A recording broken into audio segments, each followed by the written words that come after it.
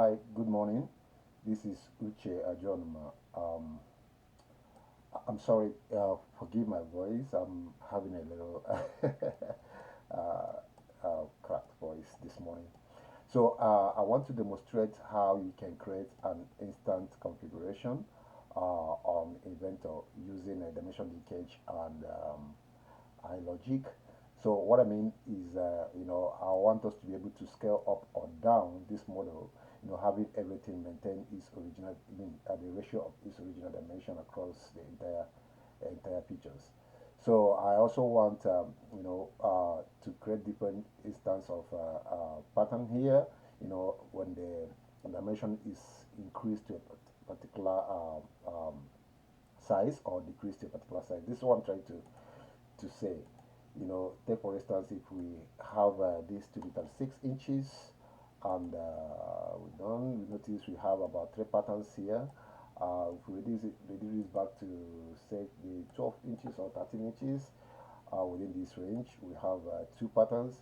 If we go below 12 inches, we're going to have, let's say if we have 10 inches, we're going to have one hole pattern, just one hole here. So for us to demonstrate that, let's just go in and create a new model. So I'll create a new sheet metal model, and I'll start a sketch, and I'll start a sketch on the top plane and create a center point rectangle.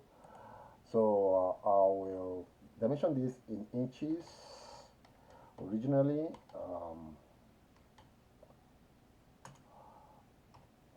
But then I want to define the dimensions. So I'll call this width, and I'm going to make it 12 inches, and I'll call this one length,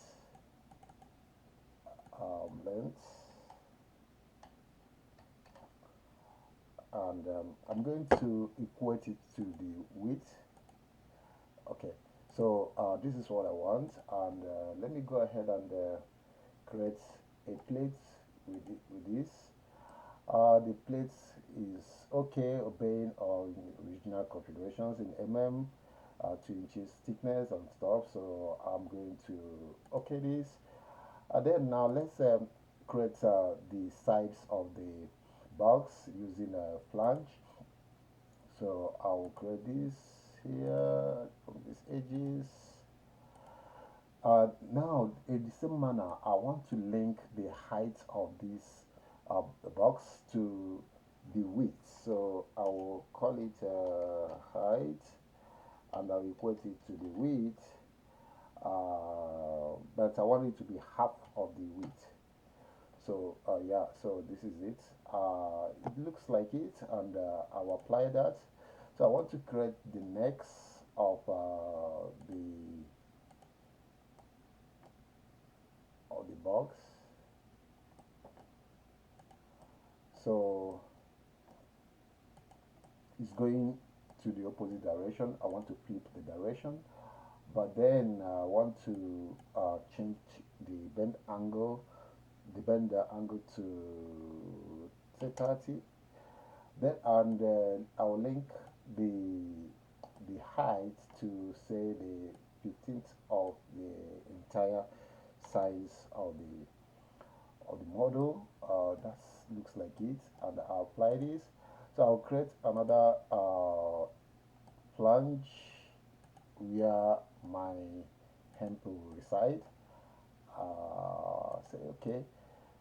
Okay, so it's also going towards the wrong direction, so I'll flip the direction. But I want to make the height of this to be half of the original neck, that is half of this one, and everything looks okay, and I'll okay it. So now let's create the hems. So I'll create a hem here, but I don't want a single hem, so I want to make this a row hem. So I will choose row. I want to link the bend radius of this hem to the width. So I will call it red width divided by 300. Oh, sorry, I'll call it a width divided by, say, 300. Okay, so but and I want this to bend almost to the end, to the wall of this neck, so I will change the angle to, say, 270. Okay, so it looks like it, and I'll apply it and then apply it to the other corners.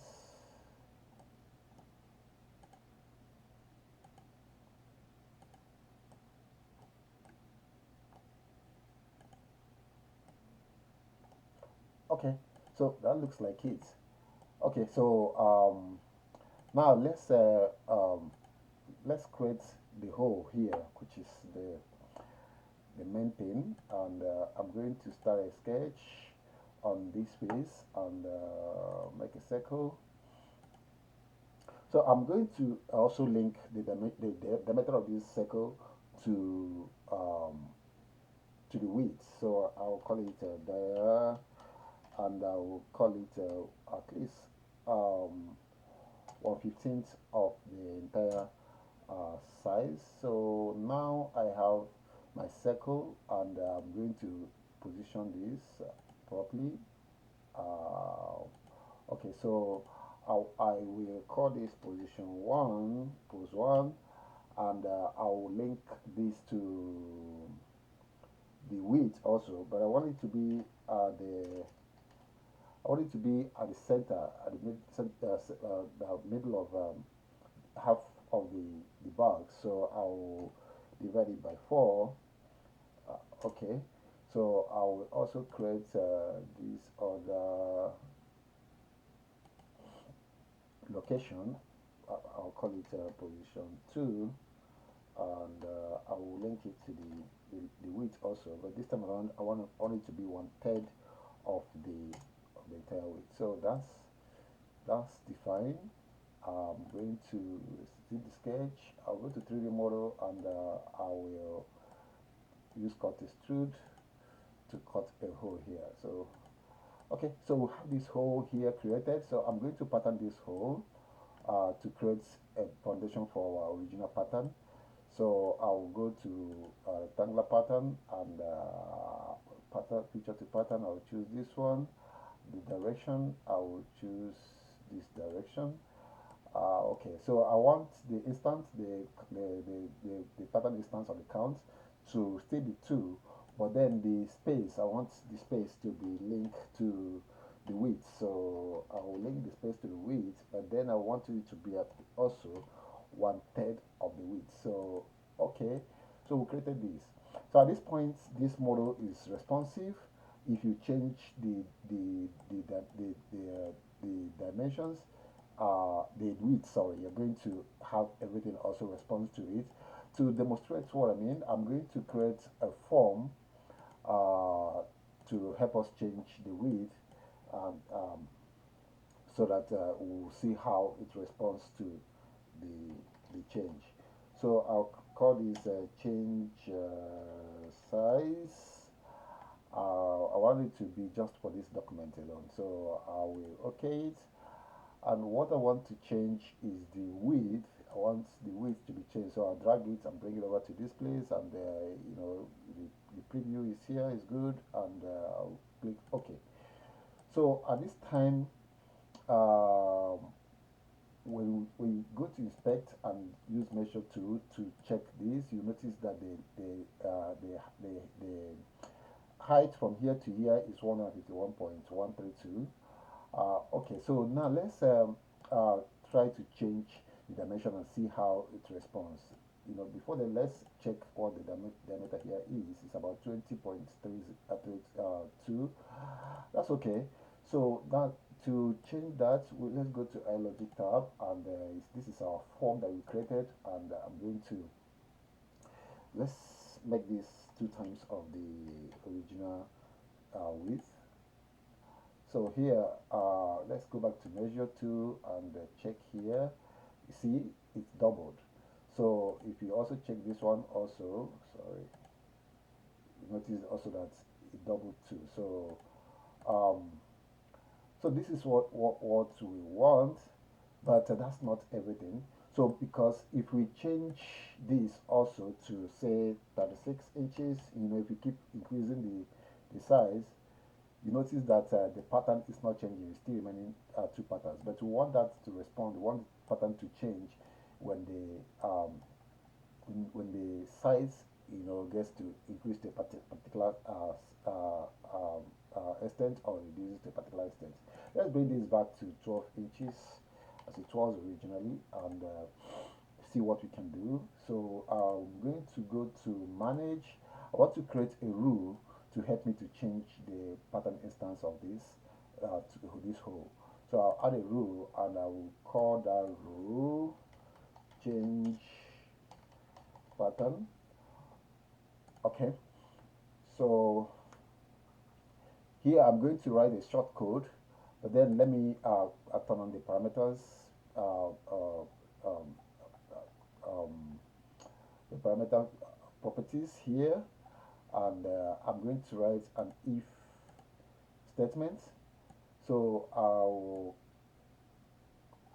change my expression here to width, and I'll condition it to say, okay, let me use greater here, and I will say greater than or equal to 2 times of the original length of width of the box. And if it is 2 times the original width of the box, I want the pattern instance to change. So this is the pattern instance. I will click here. I want it to be 3. So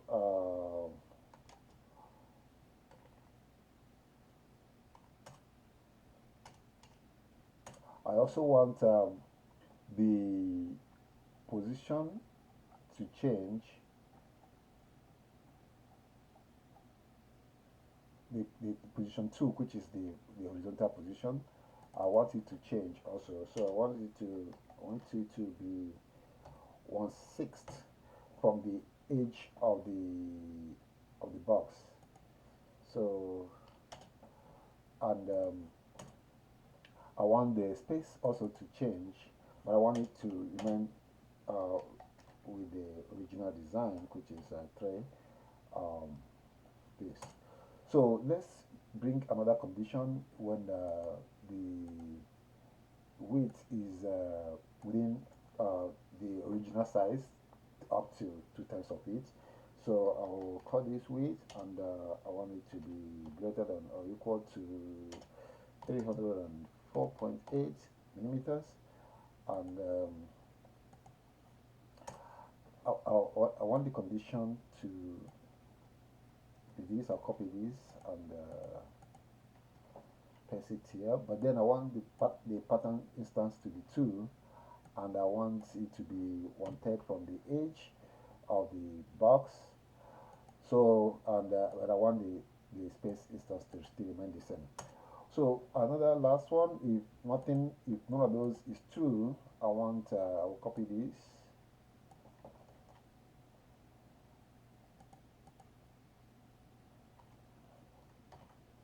but I want the pattern instance to just be 1, and I want this to be at the center of the box.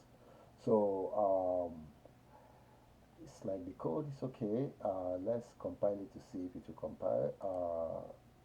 Okay, so it's compiled. So at this point, let's try to change the size of the box and see if it will respond. So I will change this to say 2 times of the original size, and done. So you see the pattern has increased to 3 patterns, and every other thing responds according to scale. So if I change this back to the original size, which is 12, and you see it's come back to 2 patterns. If I go below 12, say let's say like 6 inches, we'll see the pattern has reduced to 1, and everything is perfectly centralized. So this is what you're trying to demonstrate, how you can create different smart instance, in Inventor using iLogic and dimension decay. Thank you for watching, and have a wonderful one.